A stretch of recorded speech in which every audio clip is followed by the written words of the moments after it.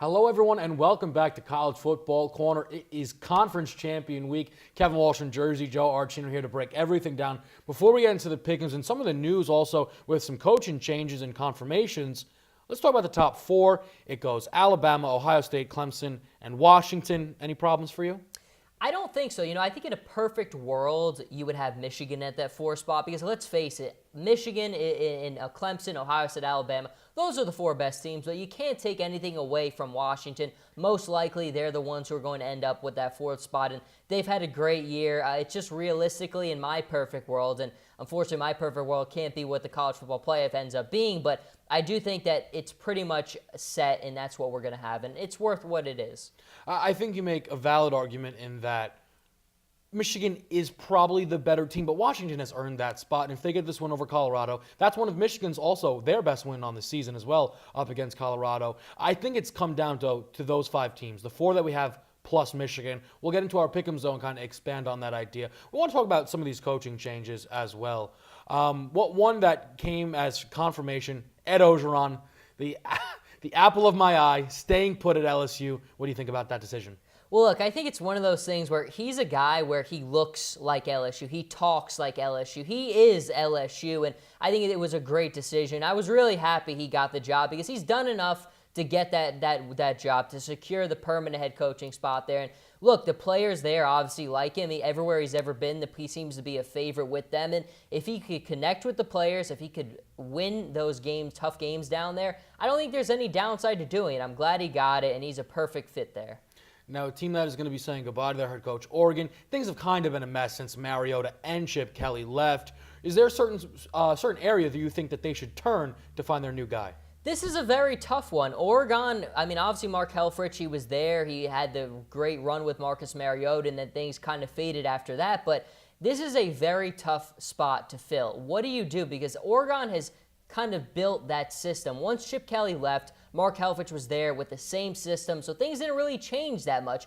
But now with a new guy, does he bring in his new system?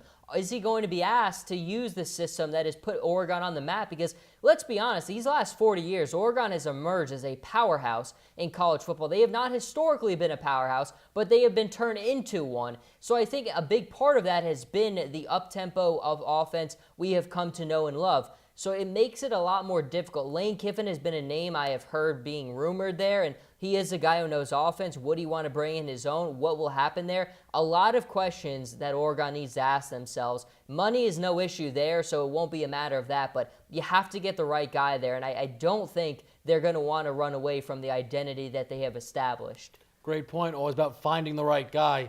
Looks like Texas has found the right guy. The hottest name on the market, Tom Herman, kind of graduating, goes from Houston to big-time Texas. Longhorns might be back.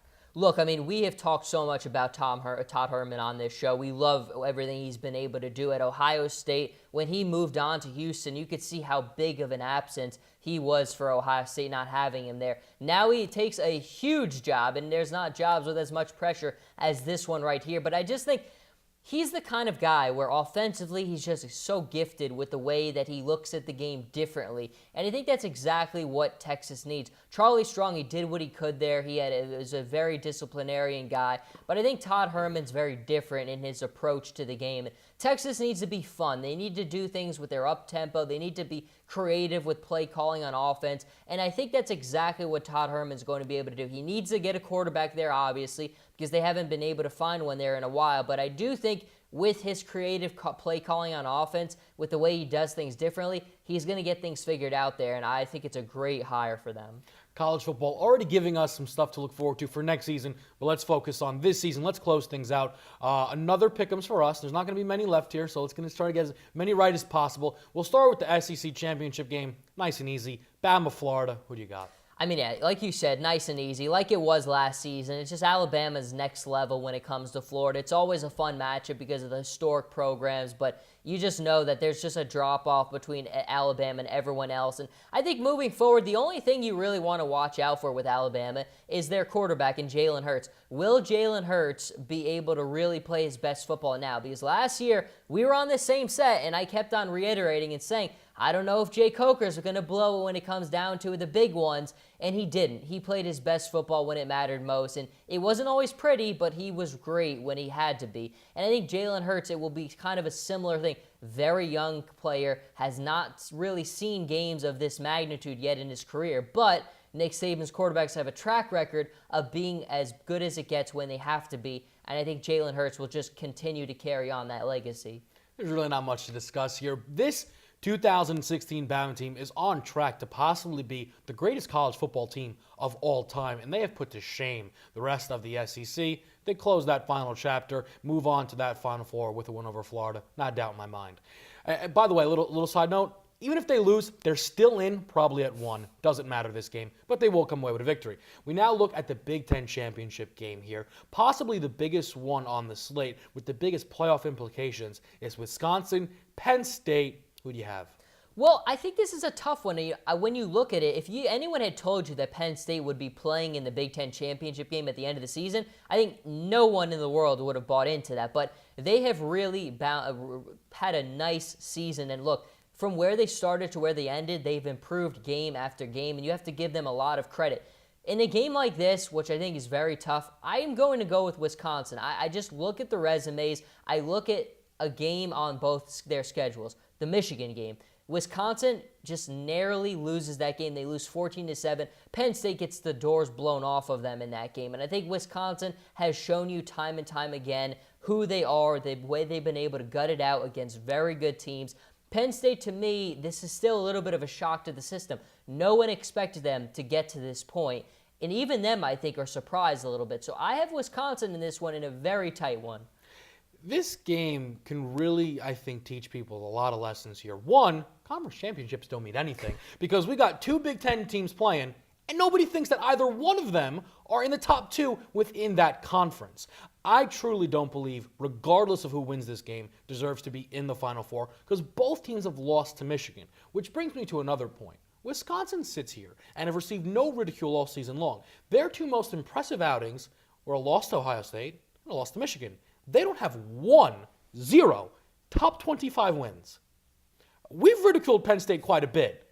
I got to give it to Penn State on this one. Wisconsin, I don't know how they snuck under the radar this whole time. I'm calling their number. I'm going with Penn State to win this game. It should be a good one, though.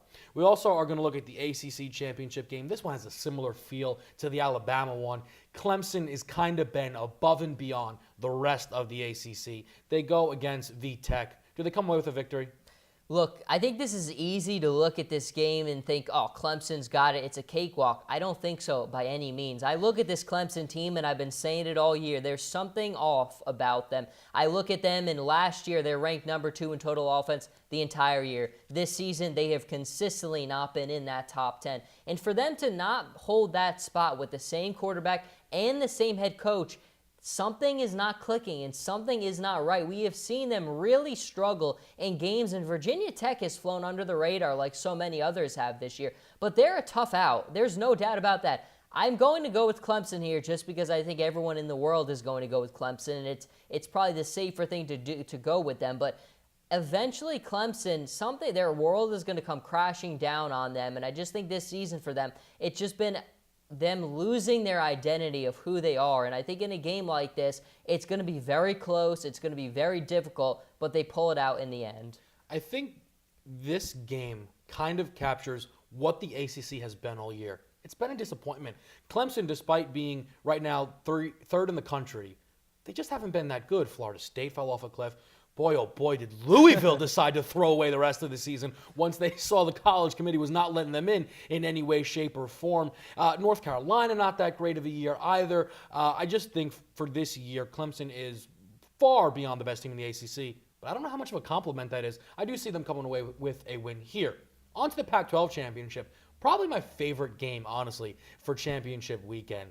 Washington, Colorado. Washington winning their in my eyes. Colorado, though, really has the opportunity to shake some things up here. Who gets this much-needed W? This is by far the toughest game on the slate of all the championship games. And I think no matter how you try to cut this one, it's going to be a tough one. Colorado is very, very good. I mean, there's no doubt about it. They are very tough to play against. They have a great defense.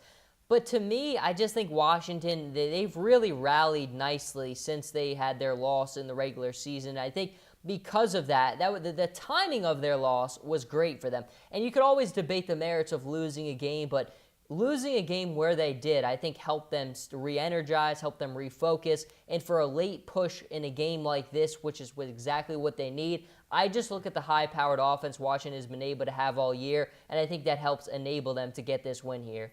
I really like Washington in this one. I've liked them, honestly, all year. I think they caught a lot of people by surprise, but the both of us, they were on our radar from the people that we listen to in the college football world. A lot of people were talking about Washington. We paid a bit closer attention. I don't think this caught us by as big a surprise as it did a lot of people. They have a defense that you can trust, and Jake Browning is really a Heisman sleeper. When you think about just the numbers he has and what he's done for a team that has a great shot to be in the college football playoffs at that 4 spot, I really like Washington. The final game we're going to close it out with, the Big 12 Championship thing that final they game of the can't season, seem whatever you want to figure call out it. for whatever reason. We're going to have Oklahoma against Oklahoma State, a big-time rivalry. Oklahoma, maybe could they sneak in with a win here? But they have to get that win first. Will they? Not this year. Last year we had them be able to get sneaky in there, but it's not going to happen this year. And I think, look, we always talk about it. The Big 12 needs to have a championship game. There's no debate about that because so many of these things at the end of the season come down to the little intricacies, and the committee has already established that they've taken that into account. Circumstances are a little different this year because of the Ohio State-Michigan situation in the Big Ten, but regardless, they need a championship game. But in this one, I do have Oklahoma. I just think, look, they have played their best football at the end of the year these last 2 seasons. They've had a late push, which has enabled them. Baker Mayfield is playing very well at the end of the year like he has shown himself to be able to do. And I think because of that, Oklahoma gets the win in this big game. I like Oklahoma. I'm not reading too much into it. Oklahoma State hasn't been that good for me. The College Football Committee has my eye on what they'll do if Oklahoma goes out there and blows the doors off Oklahoma State. They all year have been inconsistent, wild, and you know that there are teams that they keep close to their heart. Oklahoma came into the year at number 2.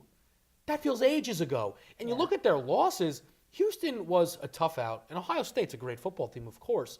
If Oklahoma goes out there and puts up a stellar performance and the rest of the teams underperform, I just wonder, does Baker Mayfield sneak in there again and then Bama blows their doors off by about 50 points in the first round of the college football playoffs? We'll see how it all shakes down. We'll make sure that we cover it all for you. Jersey, Joe Archino, Kevin Walsh. We'll see you next time in College Football Corner.